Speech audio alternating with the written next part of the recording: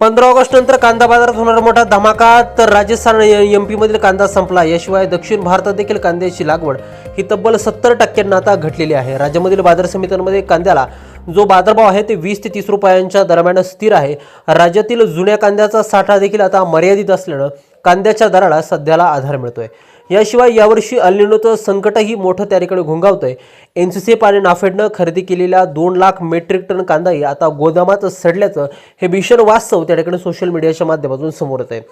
त्यामुळे 15 ऑगस्ट नंतर कांद्याला काय बाजारभाव असणार, शेतकऱ्यांनी चाळीत जो काय जुना कांदा साठवून ठेवलाय तो नेमका कधी विकायचा, आणि जर तुम्ही कांदा उत्पादक शेतकरी असाल आणि नवीन कांदा लागवडीचं जर नियोजन करणार जर असाल तर व्हिडिओ अगदी शेवटपर्यंत काळजीपूर्वक पहा. आणि चॅनलवरती आपण जर नवीन असाल तर चॅनलला जरूर सबस्क्राईब देखील करा. शेतकरी बंधूंनो, आपण जर का पाहिलं तर कांद्याचे बाजारभाव हे कांद्याची मागणी असेल, कांद्याचा पुरवठा, याशिवाय कांद्याची निर्यात आणि कांद्याचं मार्केटमध्ये आवक किती होते यावरती त्या ठिकाणी कांद्याचे दर अवलंबून असतात. सध्या राज्यातील ज्या महत्त्वाच्या बाजार समित्यांमध्ये त्यामध्ये लासलगाव असेल, पिंपळगाव बसवंत असेल, चांदवड असेल, कळवण असेल, सोलापूर बाजार समिती असेल, पुण्याचं गुलटेकडी मार्केट असेल, मुंबईचं वाशी मार्केट असेल, या सर्वच बाजार समित्यांमध्ये कांद्याला 20 ते 30 रुपयांच्या दरम्यान त्या ठिकाणी दर मिळतोय.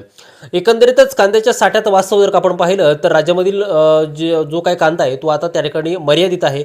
याशिवाय राजस्थान आणि मध्य प्रदेशमधील जो काही जुना कांदा आहे तो त्या ठिकाणी आता जवळपास संपलेला आहे.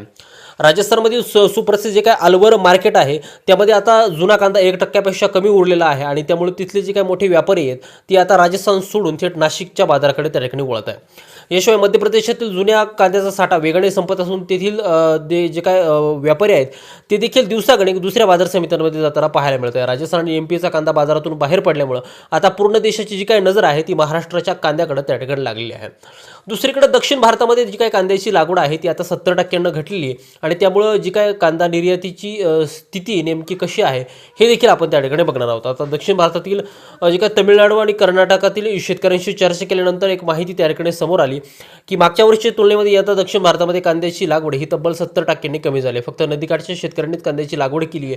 तर आपल्या शेजारी बांगलादेशात कांद्याची मोठी टंचाई देखील त्या ठिकाणी आता निर्माण झाली आहे. जरी सध्या भारत सरकार निर्यातीबाबत सावध भूमिका घेत असले तरी देशांतर्गत बाजारात तर त्या ठिकाणी उत्तर आणि दक्षिण भारतातून अभूतपूर्व मागणी त्या ठिकाणी आता वाढू लागलेली आहे. एकंदरीतच आपण जर का पाहिलं तर या सर्वांच्याच पाठीमागं जो काय महत्त्वाचा फॅक्टर आहे तो म्हणजे त्या ठिकाणी मान्सून.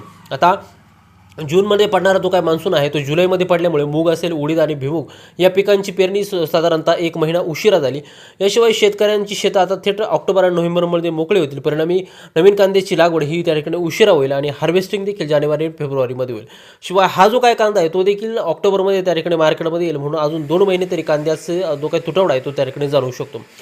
आता ऑक्टोबर, नोव्हेंबर आणि डिसेंबर या 3 महिन्यात नवीन कांद्याची त्या ठिकाणी गरज भासणार आहे, म्हणून परिणामी बाजारामध्ये 100% त्या ठिकाणी वाढ होईल असं निश्चित त्या ठिकाणी मानलं जात आहे.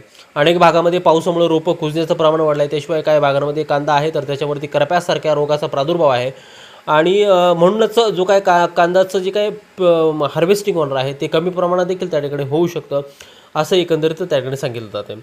जर लागवडीला जर उशीर होत जर असेल तुमच्यात, आणि जर पुढे येणारे जे काय रोगाचे धोके जर का ओळखून तुम्ही लागवड कांद्याची जर करणार जर असाल तर तुम्हाला जे काय बाजारभाव आहे ते अत्यंत समाधानकारक त्या ठिकाणी मिळतील अशी त्या ठिकाणी परिस्थिती सध्याला आहे. त्यामुळे शेतकऱ्यांनी जो काय चाळीत ठेवलेला कांदा आहे तो त्या ठिकाणी सोडून देऊ नका. ऑगस्ट महिन्यातच 5 ते 6 रुपयांची वाढ आपल्याला त्या ठिकाणी पाहायला मिळू शकते. तर सप्टेंबर आणि ऑक्टोबरमध्ये मोठी दरवाढ त्या ठिकाणी अपेक्षा आहे. त्यामुळे एकदम कांदा न विकता टप्प्याटप्प्यानं कांदा जर आपण विकला तर तुम्हाला फायदा हा त्या ठिकाणी नक्कीच होईल.